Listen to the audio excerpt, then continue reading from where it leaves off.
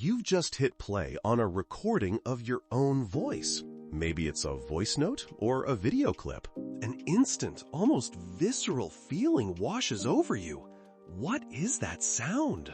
A grimace spreads across your face. You think, is that really me speaking? When someone else speaks, their voice travels through the air as sound waves. This is called air conduction. Your outer ear catches these waves, sending them to your eardrum. It vibrates, and your brain decodes the sound. But what happens when you speak? Your own voice is a whole different story for your brain. You actually hear yourself through two distinct pathways, working at the very same time.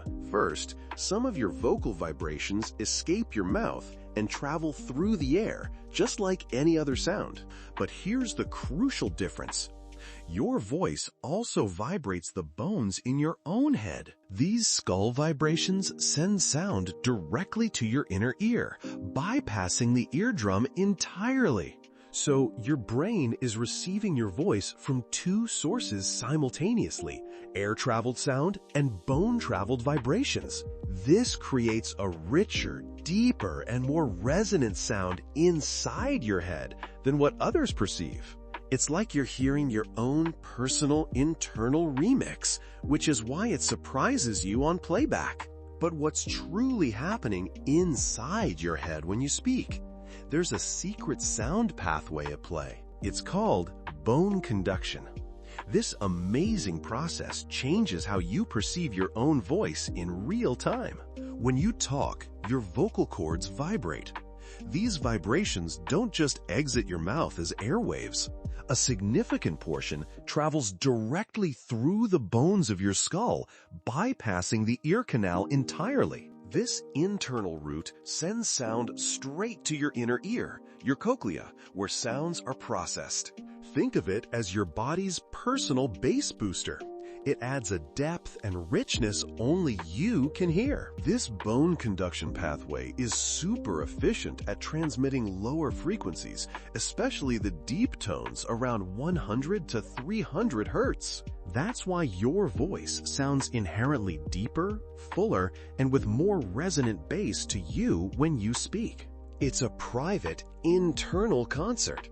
A special sound mix created just for your ears. But when you hear a recording, that internal bass boost is gone.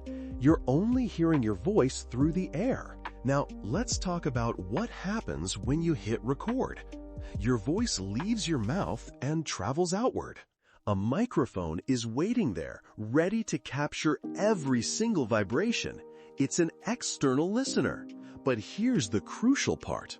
The microphone only picks up sound waves traveling through the air. This is called air conduction, the primary way most sounds reach our ears from the outside world. The sound waves journey through your ear canal, a tiny tunnel leading inward towards your eardrum. They then gently bump against your eardrum, causing it to vibrate like a tiny sensitive drum skin. These vibrations pass to three tiny bones in your middle ear, which amplify the sound signals further. But when you listen back to your recording, something vital is missing. You only hear this air-conducted sound. Those rich, deep, low-frequency vibrations you feel internally, they never made it to the microphone. Without them, your recorded voice can sound thinner, sometimes even a bit higher pitched than you expect. That's the external reality, what others hear, and what a microphone captures. It's not that your voice is different, it's just a different way of experiencing it.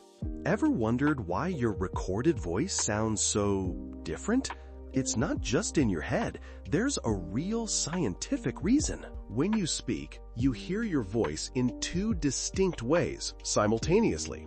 One is how others hear it, through the air, but you also hear it through your bones, a unique process called bone conduction. This internal path is crucial. This bone conduction adds a significant boost, especially to the lower frequencies of your voice. Think of it as an internal bass amplifier. Now, when you record your voice, the microphone only captures the sound waves traveling through the air, It records what others hear. It completely misses all that extra bass and richness that your bones add to your self-perception. That deep resonance is gone. Your brain gets used to this full, richer sound, the one with the bone-conducted bass. It becomes your familiar vocal signature. So when you hear your recorded voice, it sounds thinner, higher-pitched, and just wrong. It's a true sonic surprise. Your brain is expecting that familiar bass-boosted version. The recorded voice is a completely different auditory experience. It's like seeing yourself in a mirror that subtly distorts your reflection, making you look just a little bit different. Unsettling, right? This fundamental frequency mismatch is the real reason you dislike the sound of your recorded voice. It's not you, it's physics. But the real reason goes deeper than just how sound travels. It's not just about vibrations, it's about your mind. Your brain is actually wrestling with something called cognitive dissonance. Ever heard of it? For your entire life, you've heard your voice in a very specific way. Your brain has created a unique internal blueprint. This isn't just a sound. It's an intricate model shaped by every word you've ever spoken and heard. This deeply personal sound profile becomes a core part of who you are. It's intrinsically linked to your self-identity. Now, you record your voice. This is the objective reality, pure and unfiltered by your body's acoustics. Suddenly, what you hear dramatically clashes with that internal, lifelong model. It simply doesn't match up. This jarring difference creates an uncomfortable, almost unsettling feeling inside your head. It feels wrong. Your brain is essentially experiencing a betrayal. The voice it knows so well is suddenly a stranger. This is the essence of cognitive dissonance, a clash between what you expect and what is real. Your voice isn't just noise. It's a fundamental part of who you are. It's woven into the very fabric of your personal identity. It's so much more than just the pitch or tone you hear. Your voice carries layers of meaning and information. Think about it. Your voice instantly conveys emotion. Happiness, surprise, even frustration. It's all there in how you speak. It projects your unique personality to the world, giving others an immediate sense of who you are. It's your vocal fingerprint. Even physical characteristics, like your size or gender, are often subconsciously inferred from your vocal qualities. It's a powerful signal.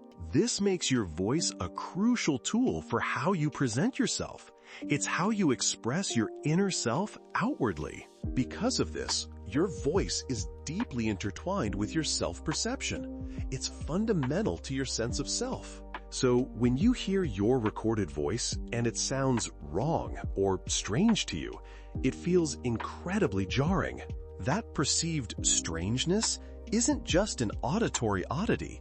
It feels like a direct challenge to your very essence. It's a jolt to your self-image, questioning something you thought you knew intimately, the sound of you. This profound disconnect between your inner voice and its recorded sound explains that powerful, almost visceral negative reaction you experience. Your recorded voice is the objective truth. It's the pure sound waves, exactly as they leave your mouth. It's the voice everyone else hears, uncolored by your internal skull vibrations. This is truly what's out there. This isn't a flaw. It's just a different perspective on your unique vocal identity. It's the real you acoustically. Knowing the science behind bone and air conduction changes everything. You now understand the underlying why.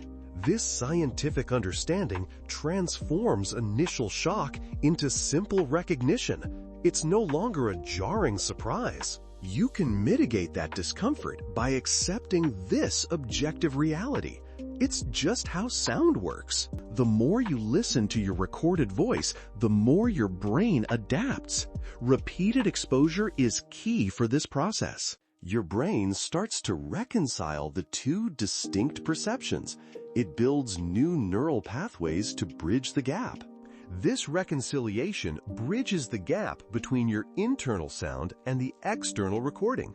The discrepancy shrinks. Soon, you might even appreciate the unique qualities of your true vocal identity.